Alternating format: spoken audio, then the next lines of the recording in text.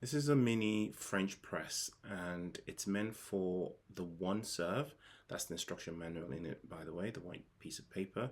And here it is compared to a typical mug. You can see that they have a similar volume. So they're meant for just the one serve as opposed to the larger ones, which are meant for multiple cups. So that's the sort of traditional size compared to the mini size. Now, there are many differences, of course. That one is made of aluminium, usually, or at least stainless steel, much stronger, while this one is basically plastic and glass. Okay, so you have to be a little bit more careful with this one. I also find the glass is a little bit thinner than the bigger ones, so you have to be a little bit more delicate with it, right?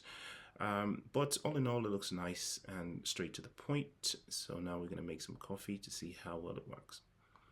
Another thing, of course, is that if you use one of these single pour machines, you can't put these giant ones directly underneath, but these ones just fit right underneath, and you can see that they're designed just to be used effectively as a mug with a French press attached. So we're going to go ahead and make said coffee. There, I've poured in some of my favorite ground coffee.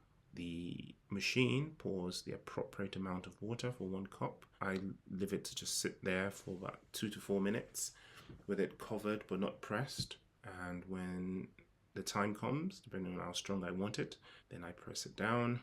As you can see, the granules are almost fully dissolved and have settled to the ground, but there's still some just like floating right at the top there. So very, very useful tool, a French press. So you press that down, make sure you get all the granules. As you can see, it gets them all down. Some of these not so well made ones might leak some, but this gets absolutely everything. And you can see now we have some very smooth coffee, unlike before the pressing, of course. Now we pour the coffee into the cup. You can see it's very smooth, very dark, well brewed, just like I like it. Let's get a close-up of that. Very smooth, no floating granules, no impurities, no imperfections.